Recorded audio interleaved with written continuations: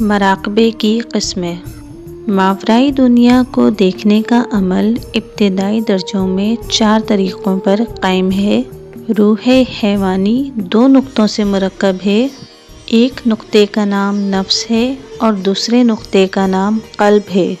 شعور انسانی جب تک نفس کے اندر دنیا کا مشاہدہ کرتا ہے یا دنیا کو دیکھتا ہے تو وہ زمان و مکان میں پابند رہتے ہوئے بیداری میں دیکھتا ہے۔ اس سے ترقی کر کے آدمی جب روح حیوانی سے اوپر قلب میں دیکھتا ہے تو ٹائم اسپیس کی گرفت ٹوٹنے لگتی ہے اور مادی دنیا اور غیب کی دنیا ایک ساتھ اس کی نظروں کے سامنے آ جاتی ہے۔ لطیفہ نفسی اور لطیفہ قلبی کی ان 2 سیڑھیوں سے گزر کر جب آدمی تیسری سیڑھی پر قدم رکھتا ہے یعنی لطیفہ روحی میں دیکھتا ہے تو یہ دیکھنا مراقبے میں دیکھنا ہے۔ مراقبے کی بہت سی قسمیں ہیں۔ مراقبے کی ایک قسم یہ ہے کہ آدمی آنکھیں بند کر کے بیٹھ جاتا ہے، اسے ذہنی یکسوئی نصیب ہو جاتی ہے، کوئی چیز اس کی نظروں کے سامنے آتی ہے لیکن بندہ دیکھی ہوئی چیز میں معنی اور مفہوم نہیں پہنا سکتا۔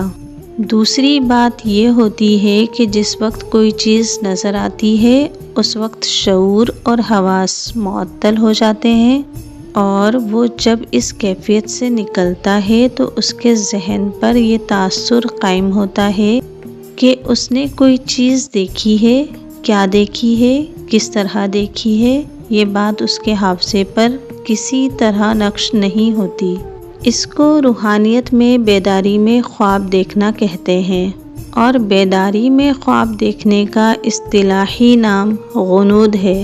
اس کے بعد دوسرا اسٹیج یہ ہے کہ آدمی نے مراقبے میں ہوش و حواس کو قائم رکھتے ہوئے کوئی چیز دیکھی، اس کو ایک جھٹکا سا لگا اور یہ بات ذہن میں آئی کہ میرا وجود موجود ہے۔ وجود کی موجودگی کے ساتھ ساتھ دیکھی ہوئی چیز کچھ یاد رہی، کچھ بھول میں پڑ گئی۔ اس کیفیت کو روحانی اصطلاح میں ورود کہا جاتا ہے۔